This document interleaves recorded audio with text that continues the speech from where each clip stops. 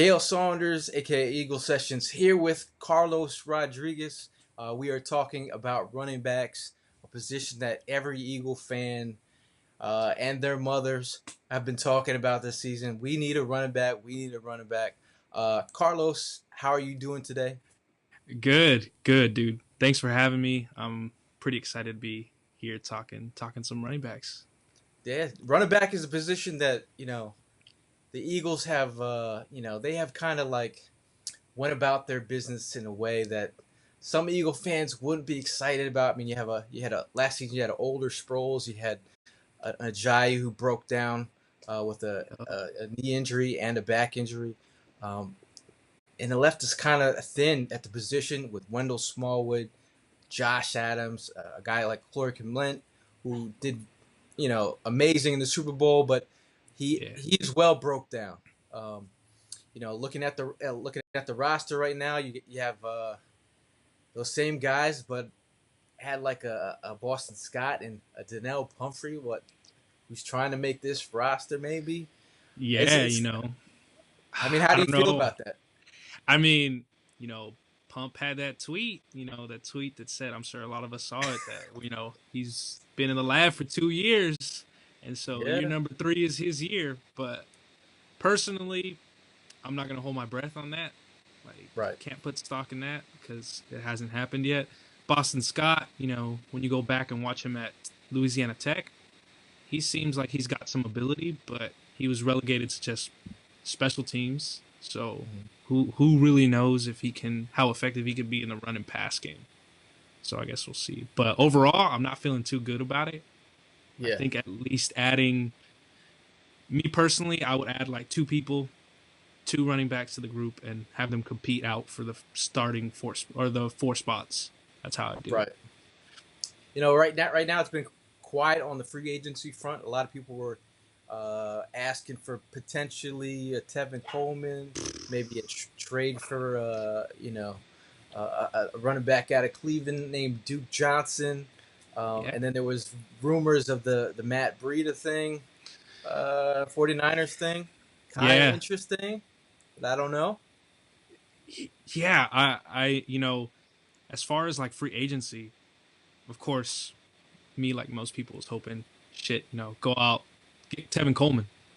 Why Yeah. not? If he can be had for like 6 mil and he's gonna add the dimension that you've been missing for quite some time, go out and do it. But then Obviously, he also signed for two years, like 8.5 around there. It wasn't even 10 mil. yeah, it wasn't even So 10 mil guaranteed, yeah, and it was super low, super cheap, and I mean maybe he's banking on his past experience with Shanahan and that he can, right. produce big in that offense and then cash out, once that deal's up. Correct. I don't know. But at this point, I'm like, if we're going to get in free agency, Spencer Ware, please. I wrote about him a few Right. You times, did. and You did. Spencer Ware is like, it makes a lot of sense. He's going to be cheap. He has the connection with Doug, and when you watch him play, he's pretty solid overall. Like, it's not flashy, it's not anything crazy, Right. but he's going to get the job done at least. Yeah. And then if you guys out there, if you want to check out Carlos's work, check Fourth and Jawn. He did a whole series on positional needs, Yeah, and running back was his one of his last ones. yeah, So looking at our situation and looking at our depth chart and looking at what we've done in free agency, the next best thing to do is look towards the draft. So me and Carlos came up with our top five backs, and we'll sprinkle in a little other guys that we've been talking about. But we'll look at our top five backs and how yep, we look at it.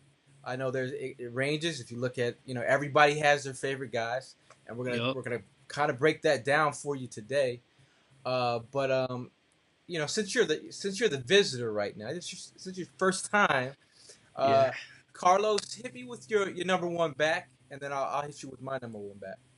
Okay, so number one, no surprise, it's Josh Jacobs from Bama, and what's crazy about Josh Jacobs is I was having a discussion on Twitter like mid season, and I was Right. watching a Bama game, and I was like, yo, this guy, Josh Jacobs, like he's got some juice. What is he doing? I'd take a flyer on him in the, like, I think I said like 5th or 6th round, right? Right. Because I saw that he was like a junior or a redshirt senior or whatever it was. And I was like, yeah, I'll take a flyer on him. And now he's, everybody's number one guy. And he's this, getting all these crazy comparisons to Kamara and everything. Yeah. But, yeah, I like Josh Jacobs. I think he's got an explosive element to his game. He's well-rounded. When you watch him, he does pretty good in pass pro. I think sometimes he'll try to go for that like big hit. He'll try to really throw his shoulder in there and kind of miss from time to time when he needs to work his hands a little bit more, but that's coachable. And we know that, Deuce is going to see that and go, okay, he's giving effort. I can coach him how to do it right. Right. So, yeah, I like Josh Jacobs. He's got low tread on his tires. Okay. He's explosive. I think he would be able to sit back behind Wentz and, carry the ball 15 times, catch another 3, and we'd be good. So, yeah. I mean, that's a good start, man. That is a good start. Like you talked about a lot of things that I feel, because Josh Jacobs is my number one. I think you talked about that overall skill set. Saban called him their best overall back. I mean, you had Najee Harris, and you had Damien Harris. And when you talked about that maximum effort. You see him out there making blocks for other running backs. He's out there. He's a willing blocker in the passing game. He shows the ability to catch balls in space. Has the juice, has the wiggle, shows some of the vision. Plays special teams. He could be your kick returner from day one. What else? I mean, he like you said, he runs tough. If you look at the Oklahoma game, dude, he could have took a juke to the right and scored a touchdown. He decided to run through the player. I basically knocked the kid out. But seeing his effort, seeing what he brings to the table, seeing that he's a humble guy. I believe he was like a 3-star. He wasn't it wasn't heavily. He was heavily recruited, but it was kind of like he was kind of afterthought. But seeing that he's gotten that, he's gotten the props at the very end. He's the cream always rises to the top. Yeah. And a lot of the analysts are in love. This is kind of like overall, a lot of people are feeling Josh Jacobs at number one. Yeah. I mean, a few weeks ago, maybe a month ago, Daniel Jeremiah had him going 5th overall to the Buccaneers, which I think is way too high. Yeah. I think it's way too high. For me, I think his he probably go, back end of the first round. Yep, back end of the first round. I think that's the highest that he would go.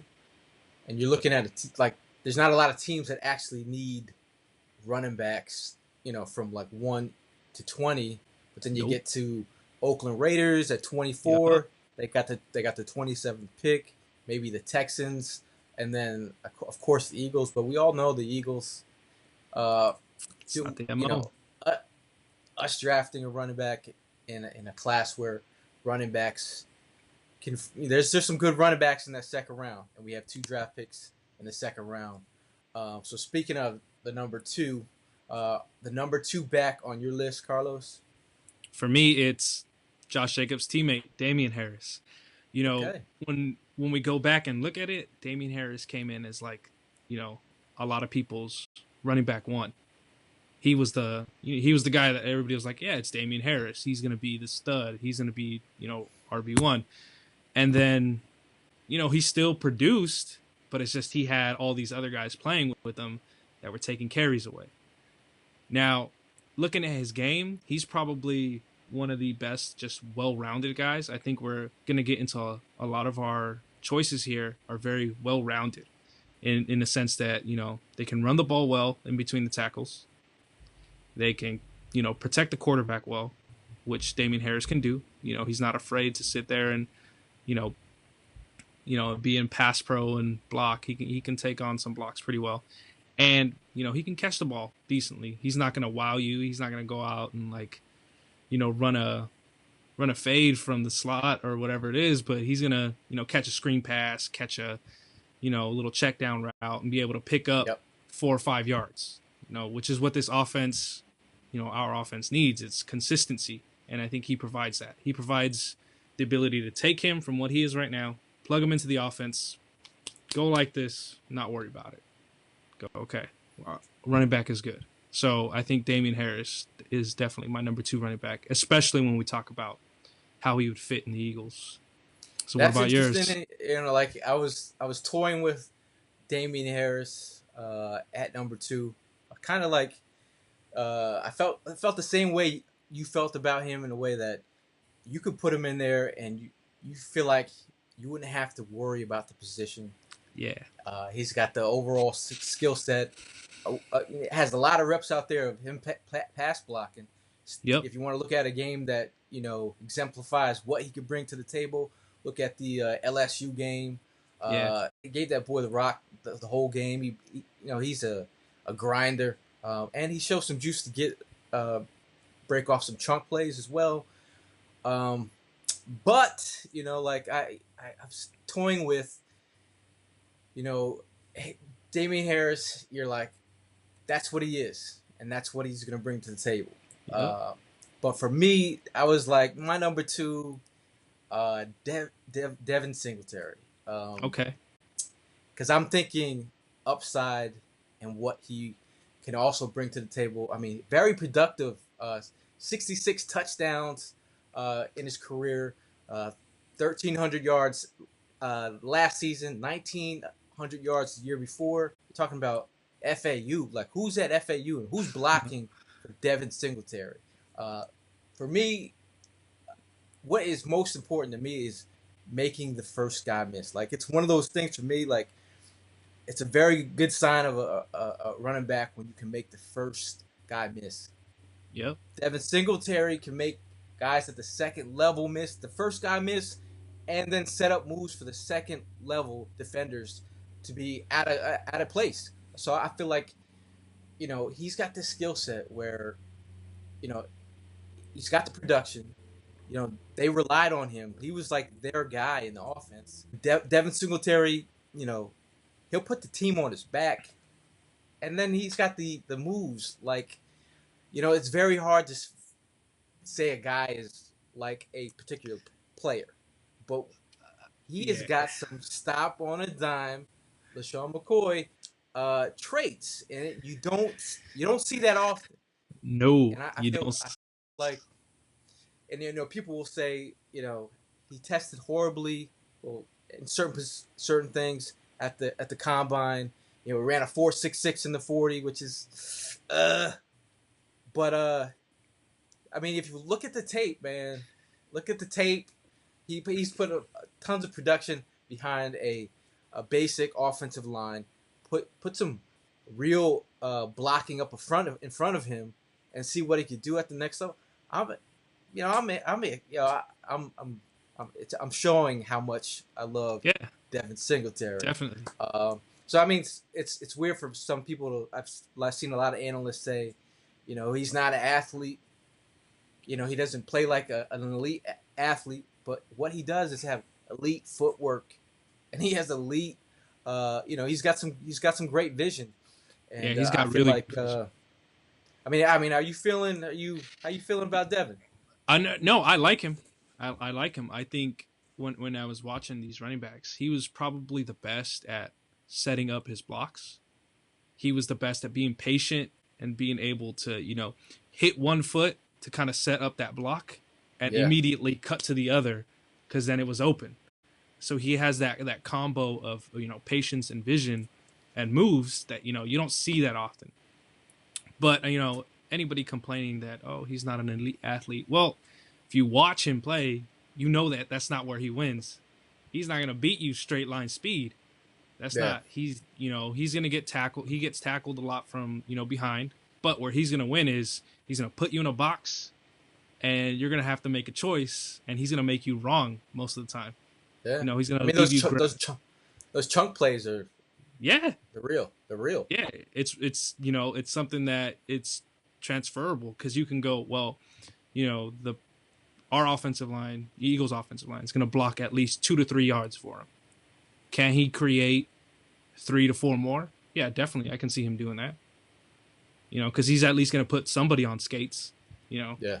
That first person's going to be put on skates. So I like him. He didn't make my top 5, but I definitely like Singletary. Okay. All right. I'm still a little. I'm still fired up, man. Talk about No. Devin Singletary. Get me hot, man. So, so number 3 on your list. This Yeah, one's gonna get me I heard. fired up. I heard you're gonna shock the world with your number 3.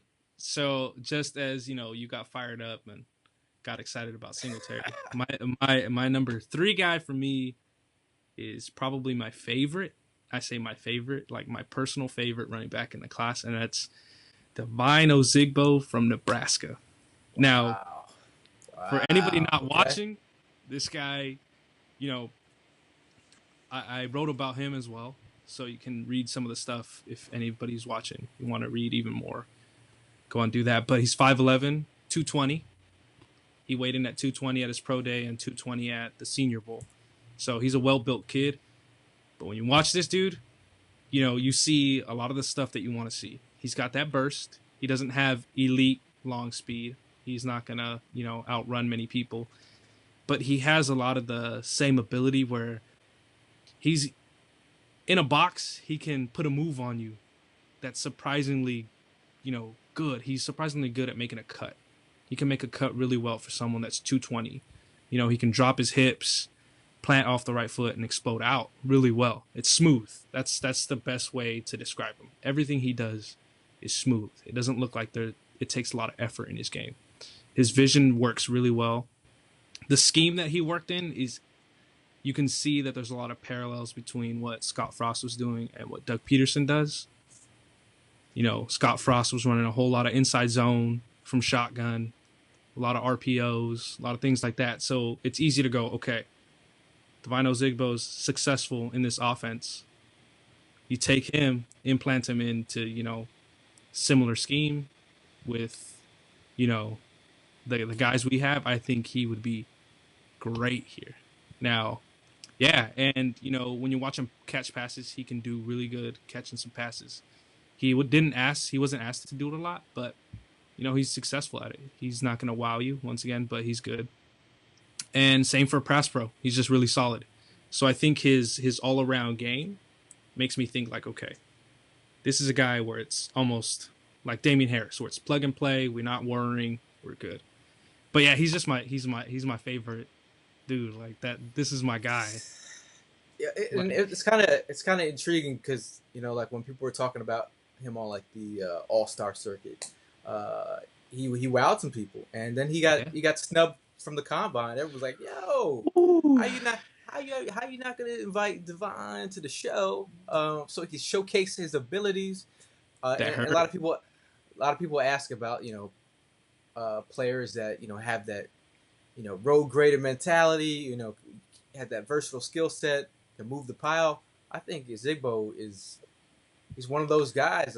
I'm impressed with his game, and I think if you look at his prior years before Scott Frost got there, you look at how he's utilized, and that's the best part. Maybe if Scott Frost was there years before, you might have heard of Tevin Coleman.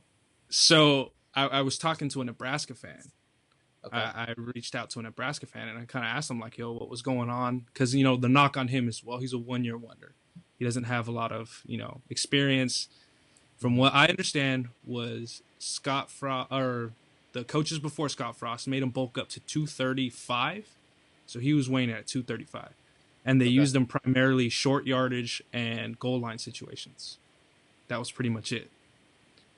And the offense that they ran before was more under center, 21 personnel, 22 personnel. So he didn't see all the light boxes that he did now. So that's definitely a part of it. But I want to throw in one more thing to rep my guy Ozigbo real quick.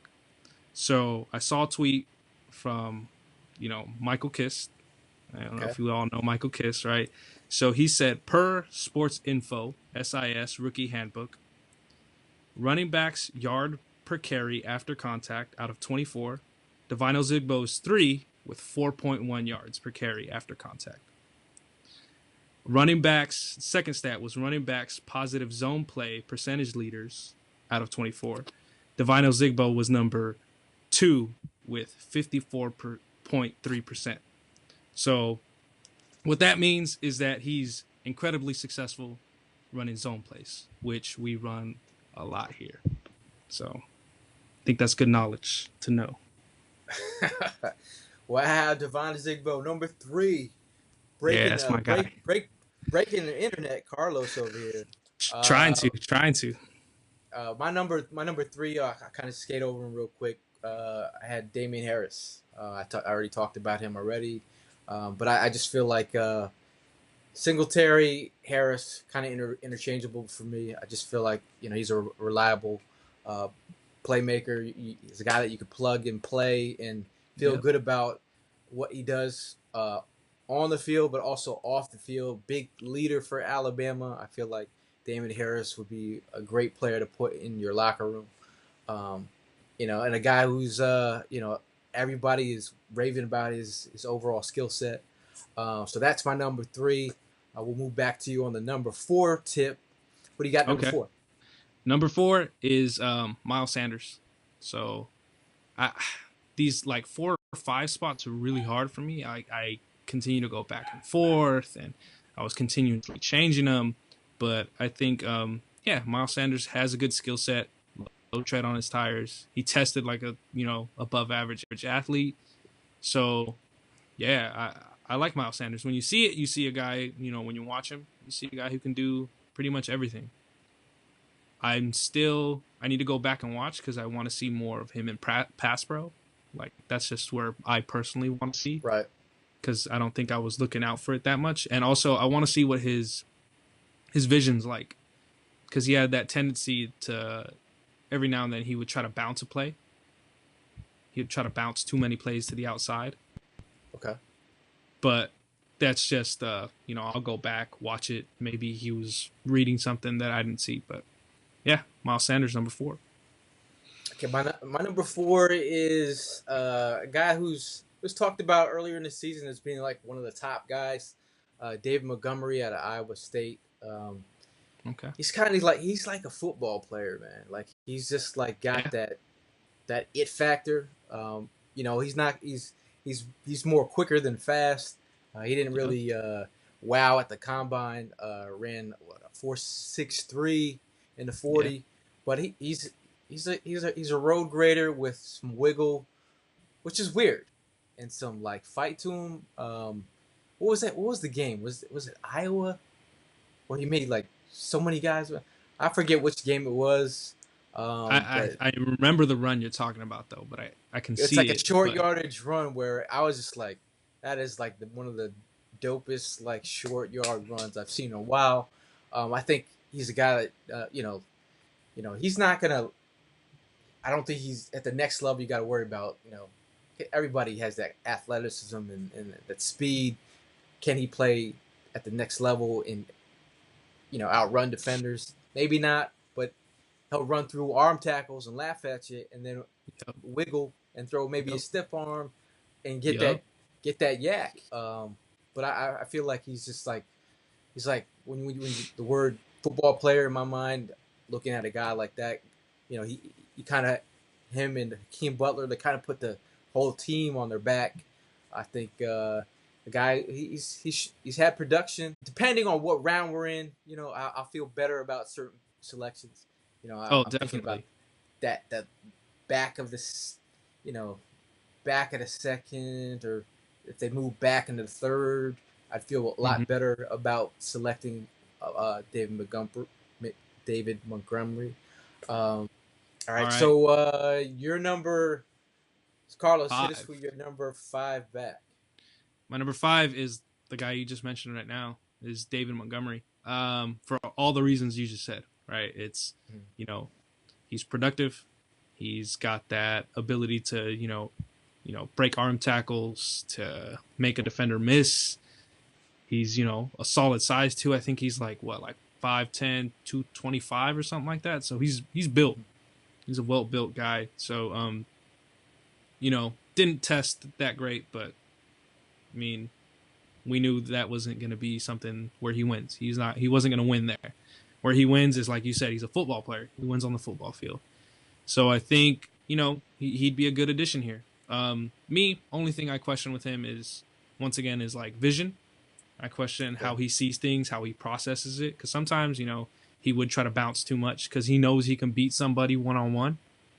You saw that a lot where he's like trying to hit that outside super quick because he's like, oh, yeah, I can do it. Yeah. But NFL, you try to bounce, you run into, Luke Kuechly or someone like that, right? It's a different person. So he's going to have to learn to just, okay, I can't bounce this. I'm just going to stick my foot down in the ground and go get those, 4 or 5 yards. Yeah. But I like him. Yeah. So far, it's weird because I have a number 5. I have like 2 players kind of tied. You talked about Miles Sanders already. I'll briefly talk about Miles Sanders and say that, he's got a 3 down back persona. He showcased a lot of his skill set out there. The problem is, he had to back up Saquon Barkley, who was all world. How are you going to shine when Saquon is shining ridiculously all day and then some? He finally got his opportunity this year, and I didn't watch Miles Sanders until a little bit later, and I was like looking at this guy. This guy's got some wiggle. He's got some good size. I don't know what they're doing in the gyms over there at Penn State, but these guys are like performing ridiculously well at these combines, running the 40s and such, and lifting weights. Man, these guys are like built for days. Yeah. I was really impressed with him, and I feel like, like I'll talk about other guys and their production, and I'll try to like think about the NFL, and then I'll see a guy like Miles Sanders who, 1 year of production, but the NFL will look at a guy and look at their traits and how they project to the next level. Exactly. So I'll look at Miles Sanders like, wow, okay, the NFL's got to be super hype on this kind of guy. Exactly. Because he tested well, and what he ran like a 6.89 in the 3 cone. Something like that. Yeah. That's actually 6.89. I'm surprised. Oh, on the nose. Yeah. Nice. Yeah, 6.89. So okay. That's impressive. That's really impressive. I'm not sure if his fumble rate. I'm not sure if I heard that correctly. I think it was Dane Brugler was talking about his fumble rate. I'm not sure. I have to go back and check on that. That was the one thing I was a little concerned with. But like I said, I had 2 5s. I had to get Darrell Henderson in there, show him some love. A guy who's super explosive. A guy, you'll see. He's a guy in traffic where, it just seems like he, in the open space, you look at this guy on screens, what he could bring to the table. I'm not sure him in the open space versus him running on the interior. Is he the same player? Some of his touchdown runs were wide open holes in the middle. Is he consistent on the inside as he is on the outside? But at the end of the day, I had to look at the explosiveness of him and what he could mean in today's NFL. A guy who could, you don't want to see that guy in space. Definitely runs in the 4.4s. I was excited looking at his talent last year. Everyone was like, "Yeah, this kid from Memphis, you got to check him out." I'm like, I do from Memphis, word. And then I saw the production, and I was like, okay. All right, I see it. Yeah. Those are my top 5, and 5A and 5B. Carlos has been doing his homework, first and foremost, and there's a lot of backs he's high on. One sleeper, I know. I gotta let you have your sleeper in there. Who's your one sleeper? I get one. Damn. All right. You can if you got 2, give him 2. Okay, so I'll give 2 because I think my first one is going to go a little bit higher, and then my second one will be had a little bit lower. So I think one sleeper is Mike Weber. So for those of us who don't know who Mike Weber is, he's a running back from Ohio State. Now this dude was supposed to be the guy at Ohio State his freshman year. You know, I think he rushed for over 1,000 yards or very close to it and was just tearing it up. Sophomore year, J.K. Dobbins comes in. J.K. Dobbins starts stealing those touches, you know, because J.K. Dobbins is super electric. So then, you know, in junior year, they start sharing the backfield a lot more. But when you watch him, Mike Weber kind of started to change his game a little bit. He started to add a receiving element because that was like a big knock on him was, okay, well, he can run the ball fine, but can he catch? And he was being left out on there a little bit more on third down situations and catching the ball. He's solid in pass pro. I think he's another guy who, you know, his skill set's not going to wow you, even though he tested like a way better athlete than I expected. But skill set's not going to wow you, but it's well-rounded to where, you know, he's going to be plug and play. He may not have the most electric moves. Like he don't got a lot of lateral agility to plant his foot and make a cut. Like he can't make cuts like Devin Singletary. You know, he can't even really make a cut like Divine Ozigbo. It's not that smooth. But what he can do is he sees a hole, he hits it, picks up the yards, you know, and then get a chunk play. So I like Mike Weber. My last guy, another guy I wrote about that I really like that I've been on since like early last year. It's been a while. It's Travis Homer. Yeah. Travis Homer okay.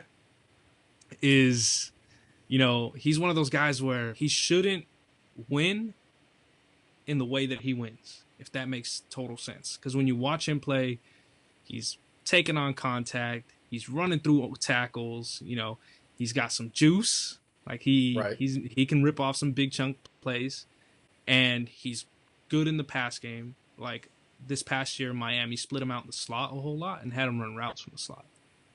So, you know, he's got some ability there to run a route, and he runs them okay, and he's caught some passes. But the reason I say he shouldn't win with like running through people, running over people, is he's 5'10", 200 pounds. You know, he's a smaller guy, but he carries it really well. When you look at him, he carries it really well. He's built the way you'd want a smaller back to be built, in the sense that, you know, he's got like really thick thighs. He's able to, you know, run through that contact really well. So Travis Homer, if, you know, we end up getting someone in free agency, I would be pounding the table for Travis Homer in like the 6th round. Swoop that guy up, 5th or 6th round. Swoop that guy up, and let's roll. I think, you know, that's our list right now. You know, I feel like we've done our due diligence. I know he's been doing the homework. I've been doing the homework. Yeah. The Eagles are doing the homework. I got the list in front of us now. You know, the guys that the Eagles have met at the Combine: Josh Jacobs, Devin Singletary, Damien Harris, David Montgomery, Miles Sanders, Rodney Anderson, Bryce Love, Dexter Williams. The only guy that has a official visit, Karan Higdon from Michigan, Travion Williams, Tony Pollard, Raekwon Armstead, Travis Homer. But you know, one guy, you know, that I want to talk about real quick, not sleeper wise, but I almost forgot to talk about this guy, Rodney Anderson, a guy who's been, you know, he's you know, he looks like he could be all world at sometimes. Yep. But the injuries have been detrimental to his stock, and while other people might say he could be the number one back, he just hasn't been healthy. But I do think, like, you know, if you're looking at guys that are injured that the Eagles could, you know, try and roll the dice on, you know, Rodney Anderson and a Bryce Love as well, a guy who's also, you know, injured, tore his ACL. He did not do what McCaffrey did, and he ended up getting hurt. Like, he ended up playing which kind of sucks, man. Yeah, I mean, I get into a lot of conversations about running backs because of the lack of running back here. It's become like this obsession for me. So yeah, I mean, Bryce Love, he's cool. I think I have my opinions on him. I think he'd be an all right change of pace guy. Yeah. A lot of his stuff in terms of like, can he be helpful in the passing game is going to be a projection because he, didn't do a lot of it. But yeah, other than those names, I mean, Rodney Anderson scares me. Yeah. Just It's scary. It's scary. He's talented. When you look at him, there's no denying he's a talented running back. Like this dude is talented, but 3 season-ending injuries in his 4-year career. That's scary. What it reminds me of is a name that kept popping in my head while I'm watching this dude was Ryan Mathews. I know. That's what I thought. I was like, okay, same number, weeble wobbly, but breaks through tackles. He's got forward some lean. juice. You got the forward lean. Yep. He's got some breakaway speed. He runs hard, but the dude can't stay healthy. And so I was like, yeah, Ryan Mathews. I was like, it reminds me so much of Ryan Mathews. Just would we go through that again? I don't know. Maybe. Chip Kelly would. Yeah. 2 other guys that people will be upset that we didn't mention: Travion Williams and Justin Hill. I feel like they do offer different varying skill sets. Travion Williams, he talks about himself being the best blocker in pass protection, right? Yeah, I think that's what he said. I just think those guys would be part of the rotation. Yeah. Yeah. But I don't see them as. I just wasn't as high on those guys, but I think they're they're in the conversation once you get in the back end. I feel like those are guys that I don't look at backs. I don't know if you do this but for me personally, I look at players and how they are successful and how they could make your offense better and how they win. Like if this is how they're being successful, I can see how that translates into the offense. Like once you start getting into the later rounds, I start looking at players. I'm like, all right, I see how the Eagles could use this guy and how exactly. Like I won't go like, this guy's terrible. Like I just want to know. Yeah, I just want to know how they went. So yeah, I mean, I like Justice Hill. I like him. I don't love him. I know there's some people on Eagles Twitter who swear by him. Like in love. I've gotten conversations where like, oh, he's running back too, and I'm like, ooh, man, like he's good at what he does. He's gonna win in space. He's got some good vision. He's another one who he can make moves, can help you receiving, but he's a smaller guy. Yeah, and I watched so much Travion Williams because I was like, okay, what am I missing? Yeah, everyone else is so high on him. I was like, what am I missing? So I mean, that's just my perspective. I know everyone has their own flavors, but I think me and Carlos did our best to go over a lot of the prospects we've been talking about. I'm sure we're going to do future videos on some other prospects. Definitely. Carlos, tell them where they can find you on Twitter. You can find me on Twitter at CarlosRod_02. And yeah, just, bring any of your opinions. You want to talk? Let's talk. Yeah. All right. And you can find me at Eagle Sessions on Twitter. Obviously, the draft is coming up soon. If you guys got any more questions, if you have any more requests on videos that you want us to do, let us know in the comments. And I will also be sharing some of Carlos's work in the description box as well. But that's all for me and Carlos at 4th and Jawn. We will see you guys soon. Fly, Eagles, fly.